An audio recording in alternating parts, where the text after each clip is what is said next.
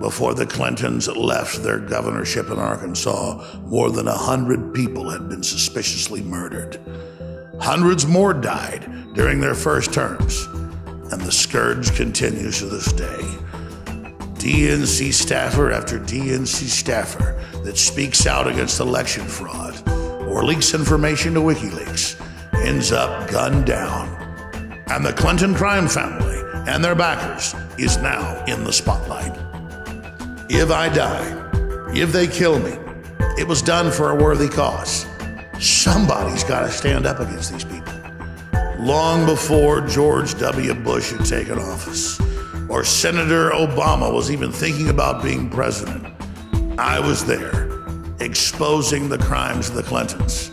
So it is fitting that I, Alex Jones, called The Dark Heart by Hillary Clinton, would be your chronicler. A chronicler who risked his very life exposing these evil ones. It's required by Bill Clinton in 1992, and it was instituted here in Texas in 1993. I know the code, sir. Are you going to institute his urine and blood testing when he commands you? Are you going to stick a needle in my arm when I have no criminal record? It's also what happens when you listen to the radio host, Alex Jones, who claims that 9/11 and the Oklahoma City bombings were inside jobs. Just a few days ago, Hillary Clinton, one of the most powerful criminal kingpins in history, came out on national television and said that I had a horrible, dark heart. I don't know what happens in somebody's mind or how dark their heart must be. I am committed to standing up against oppression and tyranny. That's just who I am. But I've got to be honest with you. I thought back to the history of the Clintons' reign of criminal terror in the last 20 plus years on this planet. And I have to tell you, it's surreal to realize that Alex Jones, little old me, is one of the main opposition points against these monsters. It's also what happens when you listen to the radio host, Alex Jones, who claims that 9/11 and the Oklahoma City bombings were inside jobs. Hillary Clinton is famous for her death threats, both public and private. Back in 2008, even the New York Times had the headline, "Clinton's remark on Kennedy's killing stirs uproar." When Obama was way ahead of her in the primary polls, she said it doesn't matter because Bobby got assassinated before the primary ended. Now, my husband did not wrap up the nomination in 1992 until he won the California primary somewhere in the middle of June, right? We all remember Bobby Kennedy was assassinated in June in California. This is the type of bloodthirsty rhetoric that we continually see from Hillary Clinton. Years later, after she had successfully conned the world into bombing Libya to give al-Qaeda air cover, Hillary, after landing in Tripoli, bragged that she came, she saw, and Gaddafi died. Yes, we came, we saw, he died. Did it have anything to do with your visit? No, I'm sure it did. I want to go back to the beginning. Governor Bill Clinton and his co-governor wife supported George Herbert Walker Bush in the 1991 war in Iraq. But from there, it only got worse. Once they were in the White House, they expanded the bombing to hundreds and hundreds and hundreds of attacks a year on the infrastructure of Iraq. They got the UN to pass the most draconian sanctions ever in modern history, where medicine and food and all forms of technology were basically blocked from coming into the country. Over 1.5 million Iraqis starved to death and died. And Hillary Clinton's mentor, Madeleine Albright, bragged on 60 Minutes and other channels that 500,000 dead Iraqi children were a good price to pay of the sanctions. We have heard that 500,000 children have died. I mean, that's more children than died in Hiroshima. And you know, is the price worth it? I think this is a very hard choice, but we think the price is worth it. The population implodes. Refugees flee across the world. A once pro-Western secular Muslim nation had begun its path to being taken over by jihadis, which Hillary, a decade plus later, would facilitate in happening. I mean, let's remember here, the people we are fighting today, we funded 20 years ago. Let's go back again to 1995 and 1999. You have the Croats, you have the Serbs, you have the Muslims in the south in Albania, you have the Balkans. The Russians have pulled out after the fall of the Soviet Union in 1991. The Clintons back Islamicists out of Albania and Croats, this is on record, to attack Serbia. When Serbia fights back, even though they lost twice as many people, the Clintons launched giant bombing raids and NATO invasions that blow up power plants, water treatment plants, TV stations with depleted uranium bombs radiating the entire area. Then they had British television broadcast images of what's admitted now to be fake Serb concentration camps.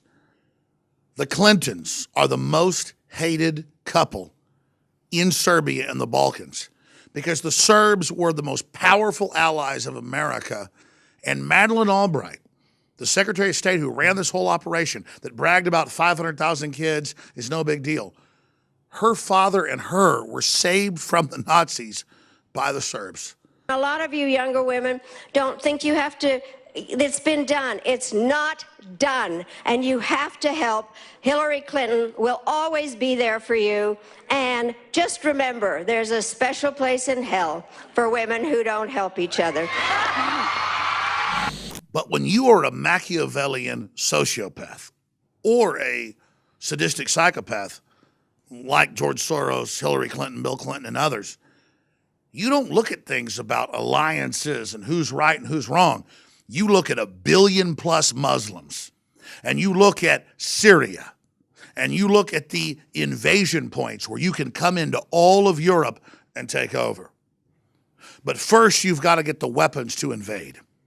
And you see Libya and Muammar Gaddafi, who for 8 years previous to the Western attack had invested in the West, brought the West in, and decided to go the route of détente. He was set up. Jihadists out of Saudi Arabia via the State Department and Hillary, this is all mainstream news now, were brought into Benghazi. They attacked the country. The West had a bombing campaign to back the takeover. Islamicists were put in control. Christians, blacks, non-radical Muslims, Shiites, and others were killed by the tens of thousands. And Hillary formed, by design, a failed state. We came, we saw, he died. You look at the before and after images, it is simply incredible. And Hillary admits it's a failed state. They took the weapons, the Stinger missiles, the TOW missiles, and moved them to Syria to knock down the gates to Europe. You take over Syria, you can bring in all the jihadis out of Saudi Arabia and other areas, invade Europe, then use the Islamic threat to ban free speech of those that criticize it, and use the civil emergency to bring in a permanent form of martial law. To be fair to Hillary Clinton, she's only a puppet to George Soros, who even the Jerusalem Post has recently reported, due to the WikiLeaks documents, is nothing but a megalomaniac who thinks he's the Messiah, establishing world government through chaos he sows. First, on Ukraine, one of the things that many people recognized about you was that you, during the revolutions of 1989, funded a lot of dissident activity, civil society groups in Eastern Europe, in Poland, the Czech Republic. Are you doing similar things in Ukraine? Well, I set up a foundation in Ukraine before Ukraine became independent of Russia. And the foundation has been functioning ever since. And it played an important part in events now. It would take hours to chronicle the hundreds and hundreds and hundreds of people that have been mysteriously murdered, gunned down, choked to death, drowned, cut into pieces, since the Clintons were running for governor, right through president, right through the State Department to today. But just since Bernie Sanders openly had the nomination stolen from him a few months ago, we've seen at least 4 top staffers over email, over servers, over all the key information being gunned down, being killed, being murdered. And WikiLeaks has come out and said, we don't reveal sources, but this is an alleged source, and we have put on a $20,000 reward. This is getting really, really out of control. The stuff that you're sitting on, is an October surprise in there? Do you even know what you're sitting on? WikiLeaks never sits on material. Whistleblowers go to significant efforts to get us material, and often very significant risks. There's a 27-year-old works for the DNC who was shot in the back, murdered just 2 weeks ago for unknown reasons as he was walking down the street in Washington. So that was just a robbery, I believe, wasn't it? No, there's no finding. So what are you suggesting? What are you suggesting? I'm suggesting that our sources take risks, and they become concerned to see things occurring like that. But was he one of your sources then? I mean, we don't comment on who our sources are. But why make the suggestion about a young guy being shot in the streets of Washington?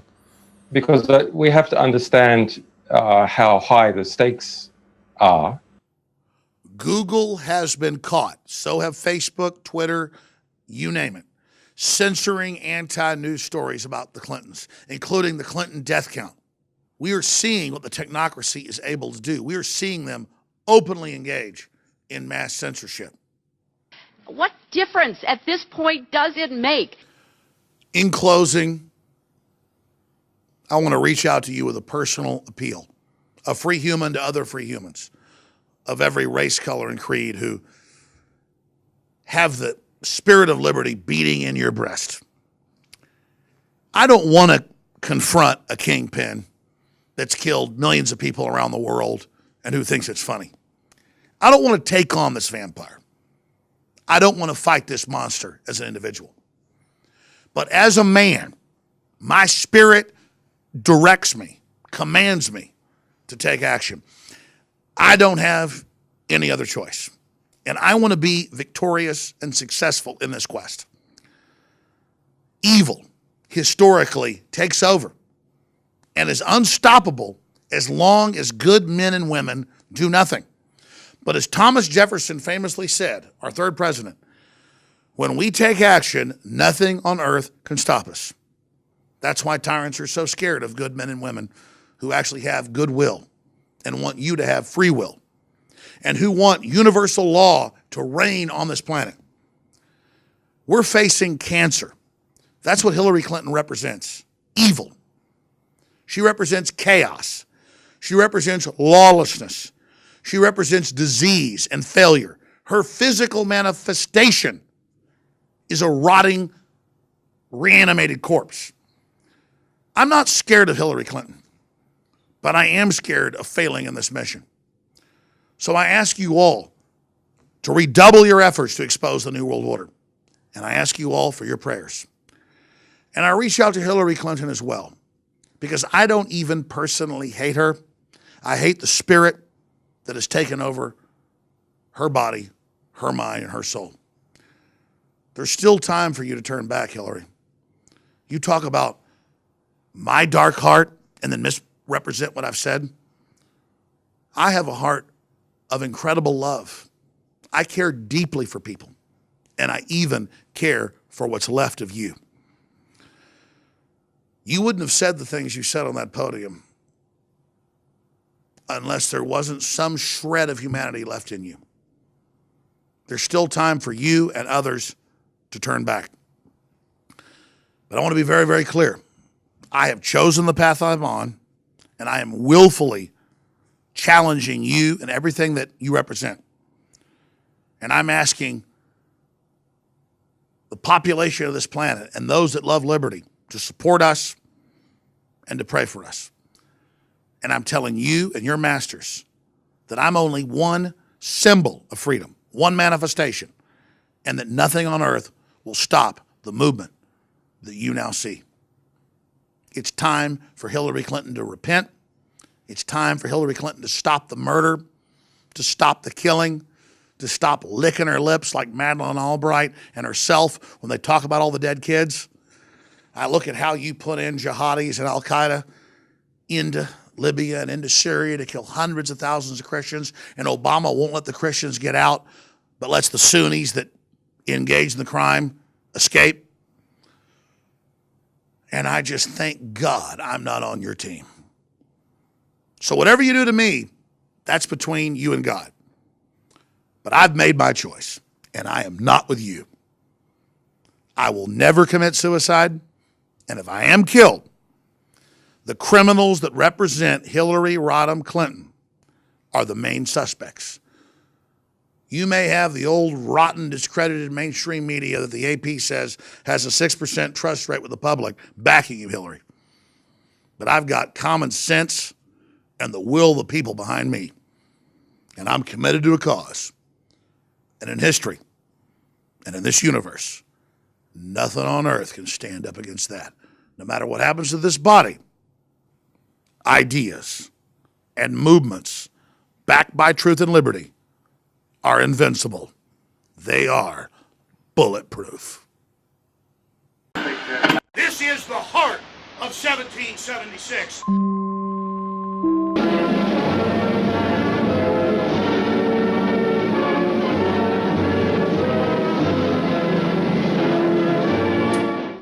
Now we are introducing a new t-shirt, which I think folks need to get, telling the real truth about Bill Clinton, who is a serial rapist and a user of women. In another case, it's about groping and fondling and touching against a woman's will. And rape. And rape. Bill rapes them physically, and then Hillary rapes them psychologically. He's a rapist. Absolutely. He's a public figure and go straight to hell. Get your Bill Clinton rape shirt today at InfoWarsStore.com or call 1-800-253-3139.